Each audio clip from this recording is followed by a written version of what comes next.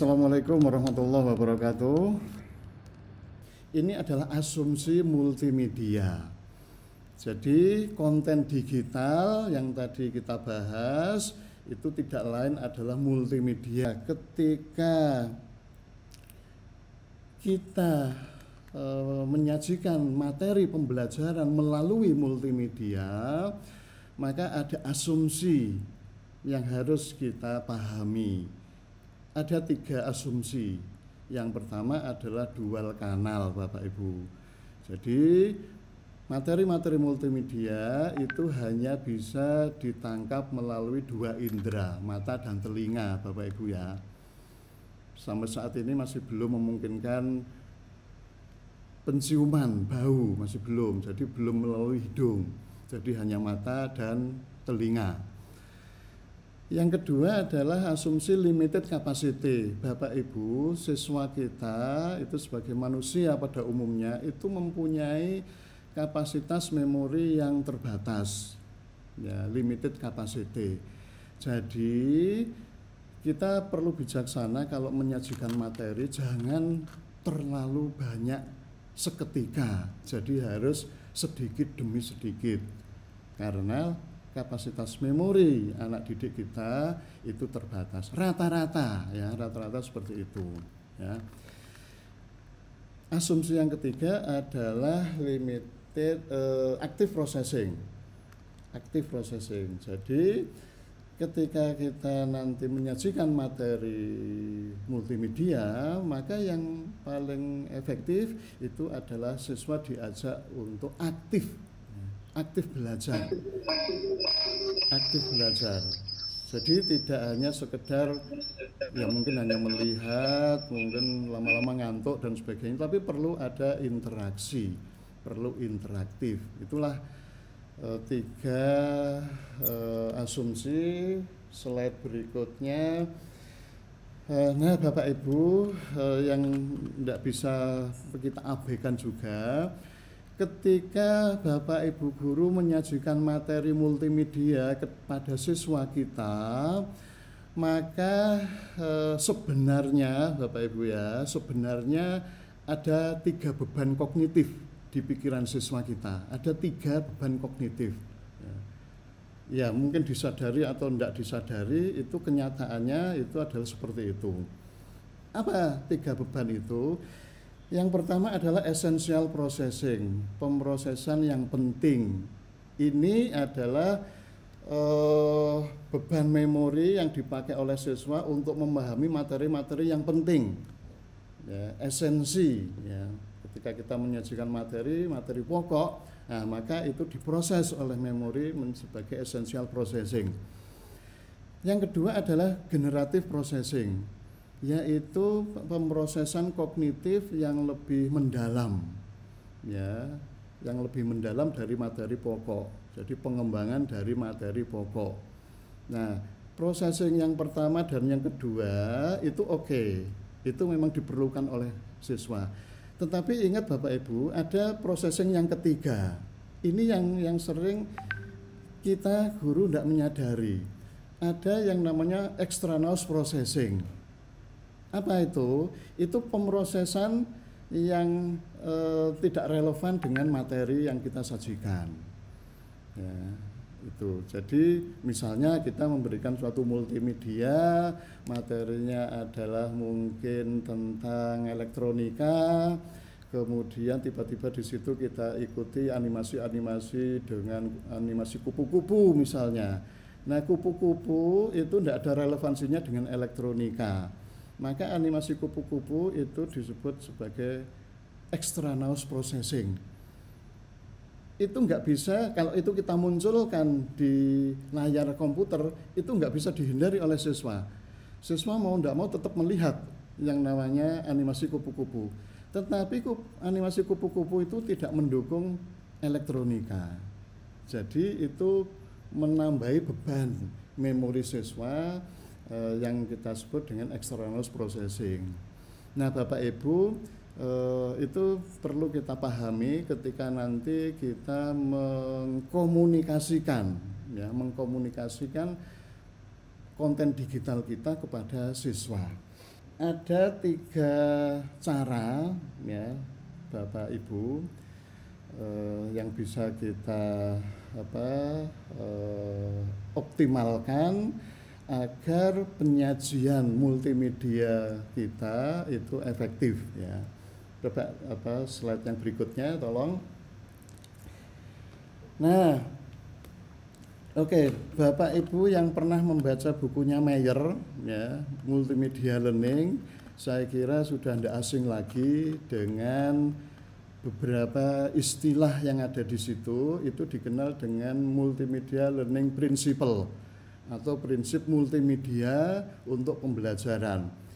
Nah, sebenarnya kita bagi menjadi 3 ya, ada 3 kolom.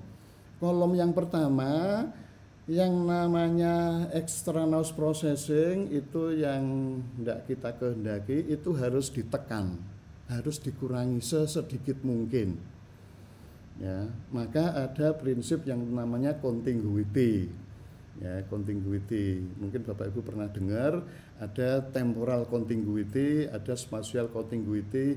Jadi kalau Bapak Ibu menyajikan gambar, kemudian ada penjelasan dari gambar itu, maka keduanya harus berdekatan supaya memorinya tidak terbuang sia-sia. Oke, katakanlah gambarnya di halaman pertama, penjelasannya di halaman berikutnya, itu sudah menambah beban memori karena jauh ya, itu kita hindari. Jadi harus sedekat mungkin ya.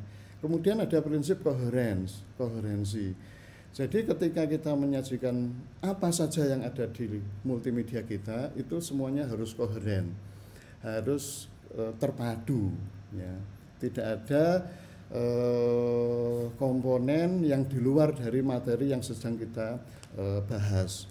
Kemudian ada signaling, ada penandaan, mana materi-materi yang penting, mana yang kurang penting, dan di situ juga ada redundancy, berlebihan ya. Multimedia, ada gambar, ada suara, ada video, itu kalau terlalu banyak Bapak Ibu, itu juga enggak efektif juga. Jadi harus pas ya, jangan terlalu berlebihan. Nah, yang kolom yang tengah itu adalah essential processing, itu harus kita manage sedemikian rupa sehingga materi-materi yang penting itu bisa mudah ditangkap ya oleh siswa. Segmenting, jadi kalau materinya banyak, maka kita harus potong-potong kecil-kecil sehingga mudah dipahami ya. Tadi ya, ada asumsi limited capacity tadi, jadi harus kita potong-potong. Nah, jadi kalau misalnya katakanlah kita punya video durasinya 1 jam, nah tentu kurang pas kalau kita berikan langsung begitu saja 1 jam video itu silakan ditonton, maka nanti bisa-bisa siswa itu akan ngantuk ya, juga kurang fokus ya. Oleh karena itu harus kita potong-potong, mungkin per topik. Jadi mungkin per 10 menit atau per 7 menit kita potong, terus kita beri aktivitas. Siswa kita minta untuk membahas, memberi komentar dari potongan video itu. Kita kasih pertanyaan, kita evaluasi. Kemudian kita masuk ke potongan yang berikutnya. Maka itu akan jauh lebih efektif daripada kalau sekaligus siswa kita suruh nonton video 1 jam. Nah, itu segmenting. Pre-training itu bagaimana kalau kita menyajikan suatu materi yang sulit, yang kompleks, itu kita awali ya. Nah, pre-training kita kasih info awal, info pendahuluan sebelum masuk ke materi yang kompleks. Itu kita kasih introduction dulu. Oh, nanti kita ini bahas ini, materinya ini dan sebagainya. Yang ketiga, modality Bapak Ibu. Apa itu modality? Bapak Ibu, tadi asumsi tadi kan ada dual kanal itu ya, dual kanal, 2 indera yang kita pakai untuk menangkap multimedia. Nah, 2 indera, mata dan telinga, itu masing-masing mempunyai keterbatasan. Mata misalnya, kita tidak bisa memaksakan siswa untuk melihat ya melalui mata sesuatu di layar yang secara serentak jumlahnya banyak. Sulit ya. Normalnya adalah sulit. Oke, katakanlah kita menyajikan ada animasi, kemudian di situ ada tulisan, kemudian ada gambar lain. Agak sulit siswa untuk memahami teks-teks yang harus dilihat oleh mata. Kita bandingkan aja kita sendiri ya Bapak Ibu, kalau kita nonton film ya, film barat katakanlah, atau katakanlah film India yang ada teks terjemahannya, kadang-kadang kita terlalu fokus pada adegan, kita miss melihat teksnya ya. Itu wajar karena memang mata kita punya keterbatasan ya. Nah, oleh karena itu Bapak Ibu, kalau kita menyajikan suatu materi visual ya, jangan terlalu banyak ya. Nah, kalau memang butuhnya banyak, maka sebagian itu harus kita alihkan ke telinga, harus kita narasikan ya. Maka beban mata itu menjadi berkurang dan sebagian dilewatkan ke telinga. Nah, itu akan lebih efektif. Jadi dua indera itu akan bekerja bersama-sama, salah satu tidak overload, maka seperti itu akan lebih efektif ya. Kemudian yang kanan itu adalah bagaimana generative processing itu kita tonjolkan, kita tingkatkan. Multimedia Bapak Ibu ya, teks, gambar itu tentu akan lebih mudah dipahami daripada teks saja. Kemudian personalization itu ada, kita sapa siswa kita.